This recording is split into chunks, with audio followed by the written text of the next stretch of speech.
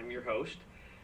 With me today is Phil Barnes, Marketing Director for North Star Vets, and Dr. Kim Hammer, who is Veterinary Director for the Robbinsville location, which is the first location. There were two, Robbinsville and Maple Shade.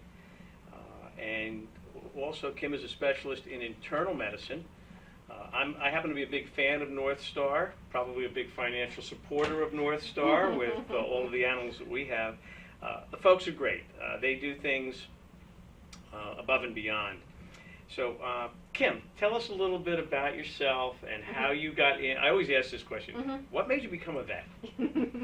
Well, I am a cliche in the veterinary world. I was 11 years old, and we had to do book reports, and my friend took the career, that I wanted for the career report of being a horse trainer. So I said, well, what's the second best thing I could pick? And that was as a large animal veterinarian, a horse veterinarian. And part of the career report was going on, interviewing someone in the field. And so I had a really great veterinarian, Dr. Werner in Connecticut, who took me on rounds one weekend in his truck to see all the different animals. And I was sold from there. Fell in love with the career, and then just happened to really like science and biology, and it kind of fit together for me. So now, do you work with?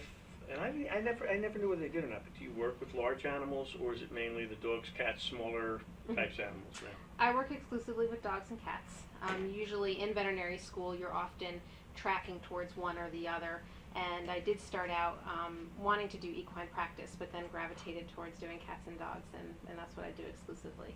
Interesting. It has to be a little less strenuous. I watched Dr. Paul on TV, and I'm not sure I'd want to be in some of the situations he is in. Yes. Large animal is extremely physically demanding, and it is very hard. They work very, very hard, those veterinarians. Interesting. Now, your specialty is internal medicine. Talk a little bit about that, because I'm not sure how many people realize that there are different specialties within veterinary practices. So internal medicine is basically anything that's going on with the body that is basically internal. So we deal with a lot of endocrine diseases like diabetes and Cushing's disease, which is elevation in cortisol levels. We deal with liver problems and kidney problems. We do specialized procedures such as abdominal ultrasounds. We do endoscopy, just like if you got an upper GI endoscopy, we would do the same type of thing. We can do colonoscopies. No one really wants to talk about that today. So a lot of times what will happen is if you're a veterinarian, if your pet has a very complicated problem and your veterinarian wants to get an expert opinion on that particular problem, they would send it to us. And in addition to me, we have other people who specialize in other things like ophthalmology and dermatology and surgery, etc. So interesting. It just dawned on me that I was trying, you try to remember where you meet people, and besides the show and whatever. I met you when you did the ultrasound on one of my dogs that Dr. Lisa Allmiller sent over, because her comment was, you want Dr. Hammer to see Amber because she will be able to do a better job, because this is her specialty and she's really good at it, and you have the facilities to do the better job as well. So it dawned on me. Of course, we found nothing, but which is good. That's great. The bad news is we had to do it. The good news was we found nothing other than she was a picky eater. But no, and the part that fascinated me when I was there with you, and as I keep thinking about it, it was the compassion, it was the caring on your part, as well as everyone else on the staff. No one took anything for granted. It was all about the dog. It was all about her being comfortable. It was very interesting. It was an interesting experience. So I thank you. I just realized it. Now, one of the things we were going to talk about today was something I didn't realize: blood drives and dogs or cats donating blood. So talk a little bit about that. Yeah. So we don't think about it, but just like when people need transfusions, dogs and cats have medical conditions that require transfusions, whether they have, a bleeding, in their abdomen, if they've been hit by a car. Certain types of immune problems can result in low red blood cell counts, anemia. And so they need blood products also, and you have to give them the blood products that is the same as their species. So dogs need dog blood, cats need cat blood. And so in order to provide that, we have to have dogs and cats who want to give blood in order to have those products available for our sick patients. And how do you find out whether the dog or cat wants to give blood? I mean, like, I donate every 66 days or whatever it is, because, and they've asked me. How do I ask my dog if she wants to donate? Or how do I know if she's a good potential donator? Yeah.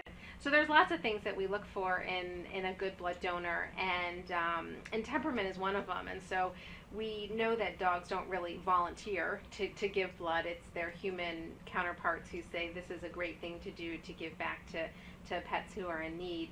And so we look for dogs who are friendly, who are happy to see us and happy to come to the vet, which some dogs are, who are relatively calm and can lay still for several minutes while we do the blood draw, and don't seem, terrified or overly traumatized by the experience. And so it's mainly you interpreting your dog's willingness to come and give blood. Interesting. How long does it take for a dog to donate blood? Because I know how long it takes for a human. You're going to spend a little bit of time. Mm-hmm. So does a dog, when you take, and how much blood does a dog donate? Mm-hmm. When it donates? So our dogs can donate a full-size unit, a pint of blood. It's the same volume that a person donates. In some of our smaller dogs who are around the 50-pound mark, we'll get a half a unit, which is about 250 milliliters, which is a little under half a pint. But dogs that are 55, 60 pounds or greater can give a full unit. It takes maybe 5 or 10 minutes, and oftentimes we'll have owners be in the room with them, and it's a calming effect for them, but it does not take very long. But for some dogs, 5 or 10 minutes, sitting still for 5 or 10 minutes is a true challenge, so we understand that. I can see what you say. It depends on the personality of the dog. Yeah. I mean, I have 2 dogs who probably would never cut it. One who's a therapy dog who is used to lying still and she would not get upset at all. Yeah. Now, are there different types of blood for dogs? I mean, like in humans, you have A, you have O, you have B positive, positives, whatever. What about dogs and cats? So dogs and cats do have blood types just like humans do. They're named differently. So dogs are they're named by the DEA system, which is just dog erythrocyte antigen, which is erythrocytes, a red blood cell. Antigen is just the protein that's on the cell that tells you what type it is. And so dogs we test them for 4 different types, the 1.1, 4, 5, and 7. Those are the blood types that we look at. And then cats have an AB system, which is different from humans but similar names. So cats can either be A, which is the most common type, and about, let's say, 95% of cats are type A. And then there's a very rare blood type called type B, and we see that in maybe 5% of the patients that we see. Is it difficult? Is it difficult for cats, for you to get blood from cats, more difficult than dogs, or?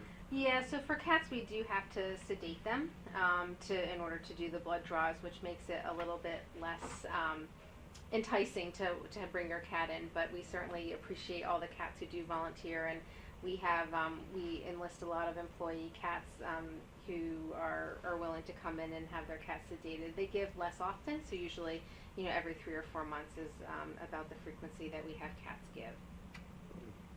I have a whole bunch more questions for you. I think we're going to a commercial break, so we'll be back in a few minutes. This is Pet Patrol, Protector of the Pack, and Dr. Kim Hammer is with me.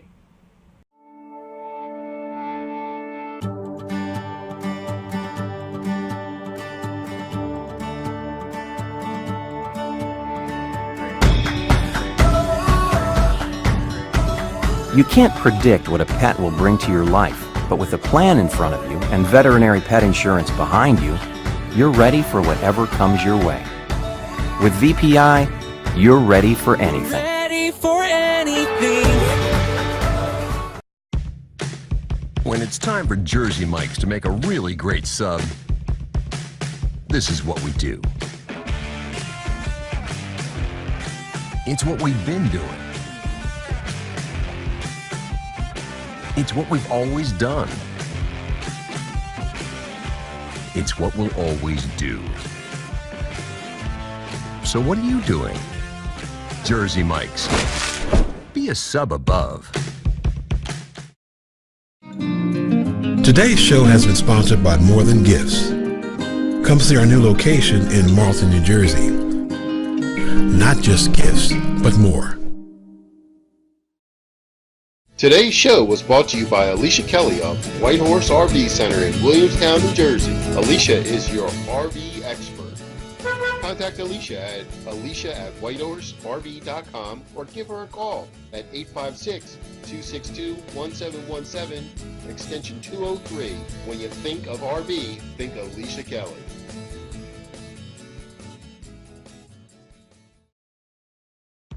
When it's time for Jersey Mike's to give a sub some sizzle, this is the way.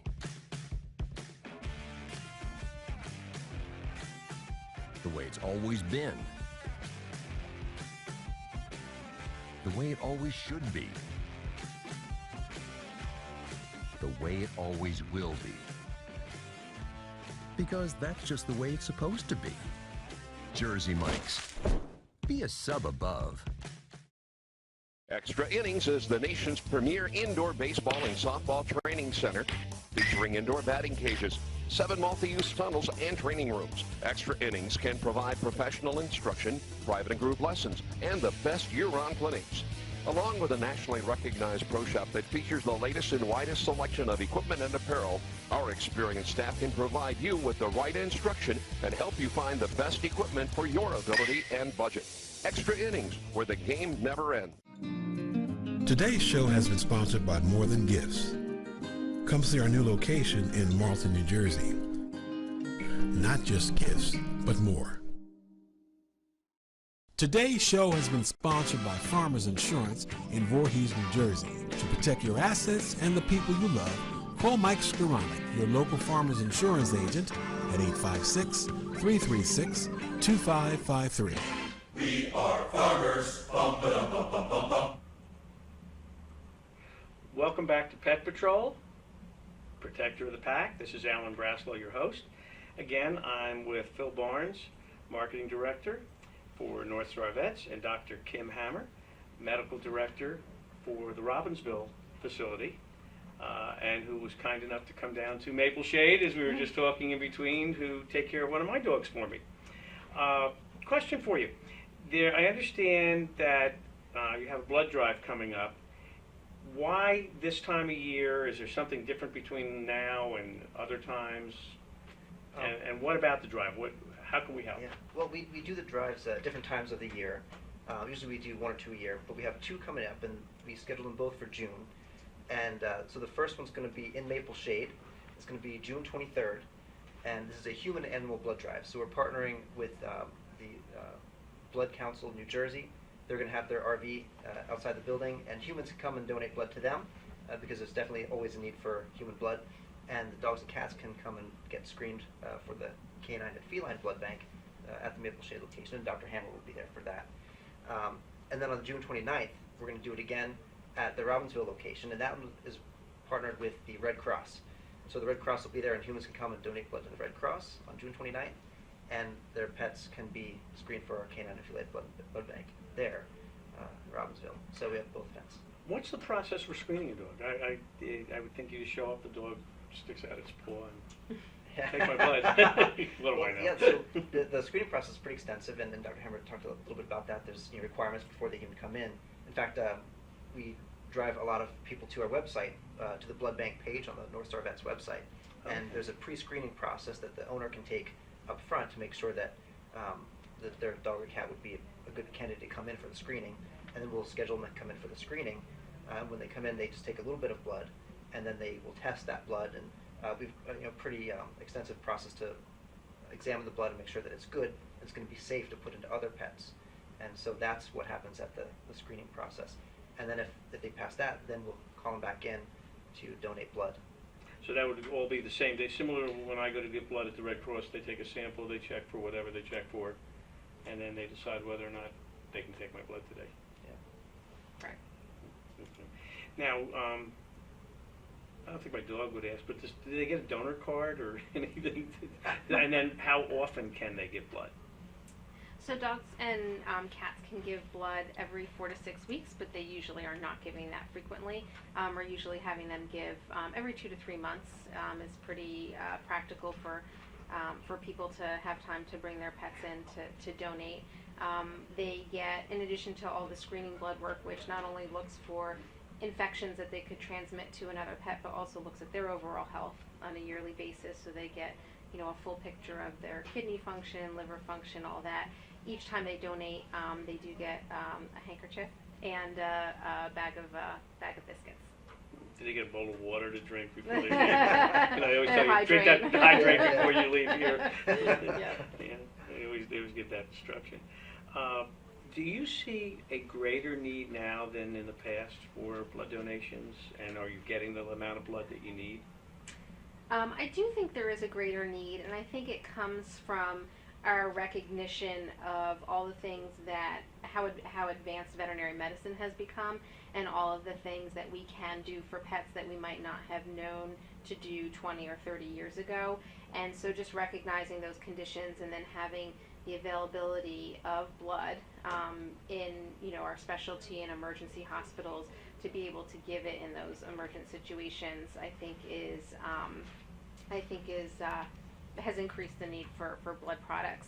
I think just like in the human world, in the veterinary world, there's always a need for blood products. We definitely are always looking for blood donors, and we're able to pretty much meet our needs for the most part with our dog blood donors. Cats are a little bit more difficult to get into the program, and so cat blood tends to be a very precious commodity. What about synthetics? I know that they talk about that with humans at times, that there can be synthetic blood that can be used as a replacement. Can you use that with the dogs and cats? You can. So there are some synthetic blood products that can be used in dogs and cats. One of them was on the market in the United States. It was called Oxyglobin, and we used it quite frequently because it could sit on the shelf for 2 years and it was there when you needed it, whereas our regular blood products, they expire after 4 to 6 weeks. But it was no longer manufactured in the United States, so its availability has been very limited and limited, us to using actual blood products. In general, they have their pros and cons, but in general, a lot of times the actual natural blood product tends to be better for most situations. Do you ever find yourself in a position where there's a surgery you need to do and the blood isn't available? Luckily, we have not had that problem, but that requires a lot of planning ahead and making sure that those products are available. One of the benefits of our blood banking program is that because all of our donors come from the local community, we're able to call people, and we have a huge pool of dogs and cats that we can call when we're in need. If we have a particular situation where we need a blood product that we don't have on hand, we can call a person in to emergently donate with their pet's blood.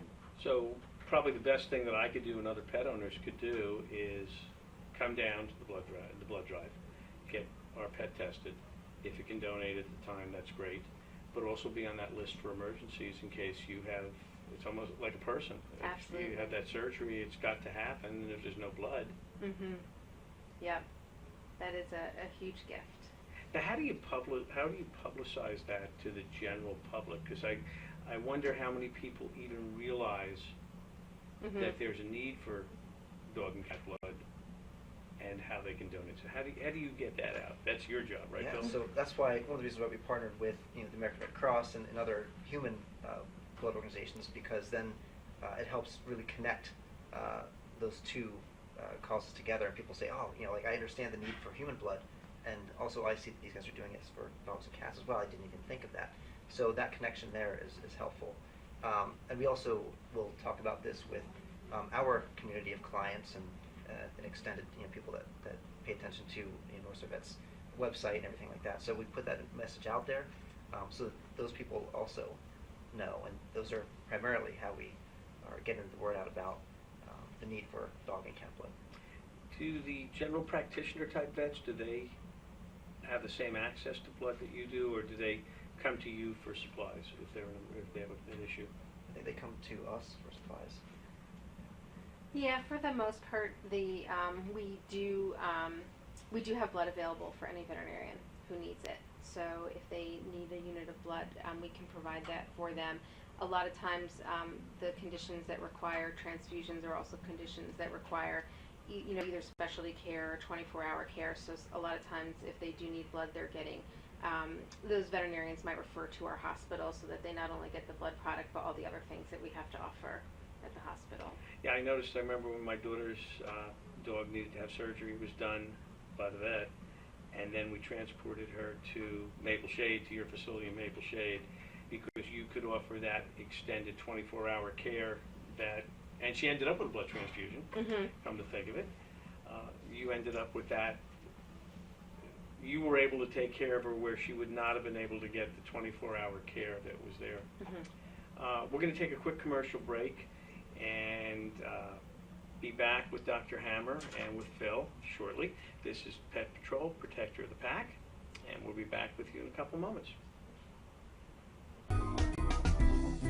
Simply Gents, located in Marlton, New Jersey, takes care of all your grooming needs, including haircuts, straight razor shaves, massages, facial, manicures, pedicures, and waxing. To find more information or book an appointment, visit us online at www.simplygents.com. The secret weapon of a well-groomed man, Simply Gents.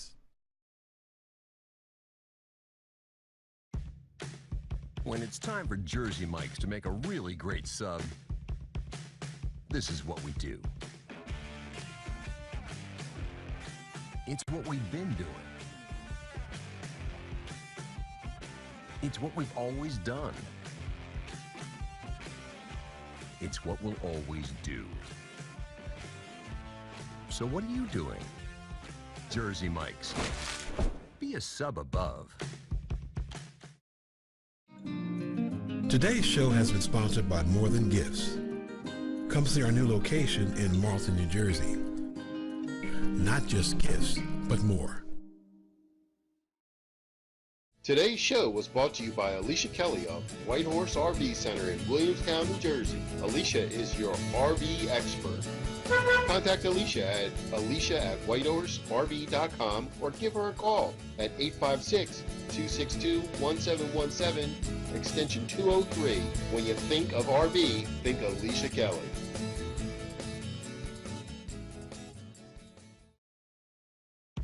When it's time for Jersey Mike's to give a sub some sizzle, this is the way.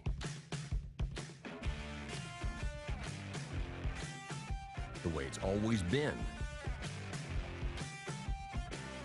The way it always should be. The way it always will be. Because that's just the way it's supposed to be.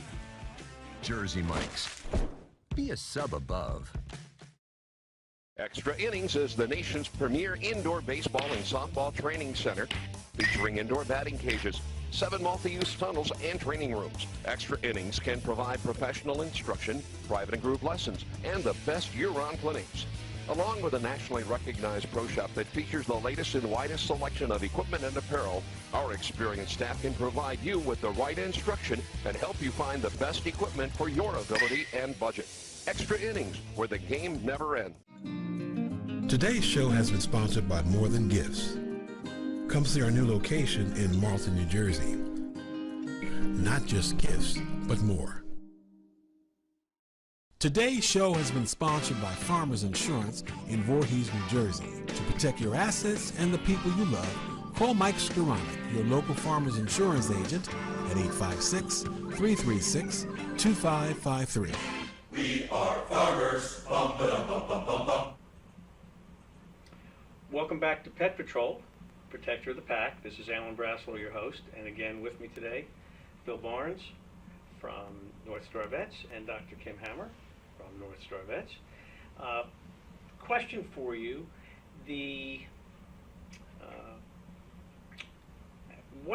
people tend to always look for why should I do something, and they don't always do it just for the altruistic and good reasons that it's a good thing to do. What else does someone get out of donating blood or having their dog do blood? What's in it for them, I guess they might ask.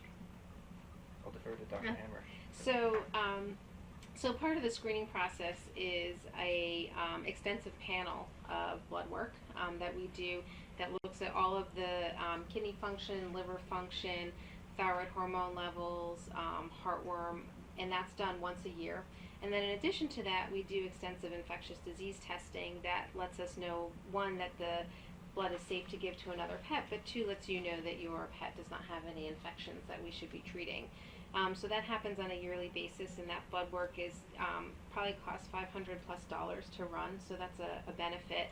The other benefit is that every time your cat or dog comes in to give blood, it has a full examination by a veterinarian. And it is extremely rare, but every so often we pick up something that may not be seen because a pet is in between their yearly visits to their regular veterinarian, and so I think that's a benefit also, besides the feel-good feeling. And I'm thinking what you said. I mean, just the fact that they get a complete blood workup, and the value of that financially as well as for the value of the health of the pet. Right. Is absolutely fantastic. And that is all free. Yeah, that is a benefit of the program. Okay, so I've got 4 dogs and 5 cats. So for those of you who are doing the math, I could probably save, in addition to what I've already spent, probably about $4,500 a year and do something really good. So we'll see you in June. Yes, you will, without a doubt. I'll be coming with the van. Everybody will be coming over. So, Phil, tell us how people can reach out to you and to North Star and all the good contact information, because I'm sure there's going to be a lot of questions, especially for those who just realized 9 dogs times $500 is $4,500 worth of work that needs to be done, that you're getting it because you're doing the right thing. But how can they reach out to you? Well, we definitely encourage people to check out the June 23rd and the June 29th events. If you can't make those events, we still want you to be participating in these because this is important all year round. And so people can go to www.northstarvets.com and click on the blood bank section right in the main navigation. There's information about what the requirements are, and there's also the pre-screening survey there, and that's what we want people to take first before they decide if they're going to come out. So go to the website, northstarvets.com, click on that blood bank tab, and take that pre-screening process. And if you have questions, you can reach out directly to Dr. Hammer via email at bloodbank@northstarvets.com. So at the bloodbank.northstarvets.com email address, you can ask questions or get more information about the process. Again, our phone number is 609-259-8300 if you have to get in touch with us at North Star Vets. And so that's what we want people to do. Great. Question for you. One last question. I always like to ask this one. Something unique that has happened while you've been doing this that you will never forget. Because we all have those experiences. Oh my God, experiences. Anything unique or outstanding with someone who brought their favorite pet in to be a donor? To be a donor. I think one of the things that, there's certain families that you get to know really well, and some of the real special people are the Greyhound families who work in Greyhound rescue, but as some people may know, Greyhounds make exceptional blood donors, both due to their temperament and their very high red blood cell count. So we have a close relationship with Greyhound Friends of New Jersey and all the people who have adopted Greyhounds and bringing their pets in. And we just recently had some Greyhounds who retired a year or 2 back out of the program, and she just adopted a new Greyhound and contacted us to have her young Sally join the program. So we're super excited about that. Well, that's great. Yeah. Keep it in the family. Absolutely, yeah. Keep it in the family. Yeah. Any words of wisdom, last thing, again, because people, we may forget, you want a dog that has good temperament, and what are the characteristics, again, for a good dog and for a good cat? Yeah. So we really, so as we had mentioned, good temperament, not being scared to come to the veterinarian. For dogs, we want them to be 50 pounds or more and between the ages of 1 and 8 years old. for cats, we'd like them to be 10 pounds or more, and between the ages of 1 and 8 years old. We want them to be healthy, and obviously we do a lot of the screening to make sure they're healthy, but we'd like them to not have any chronic conditions or be on any chronic medications. And we do look at things on a case-by-case basis, but for the most part, we want them to be healthy, on regular flea and tick preventive, regular heartworm preventive, and then just availability. So be, you as a pet owner, be available and willing to bring your pet in, a certain number of times a year to do that donation. And again, 50 pounds or more in a dog. Is there a reason why a lighter weight dog might not be a good donor?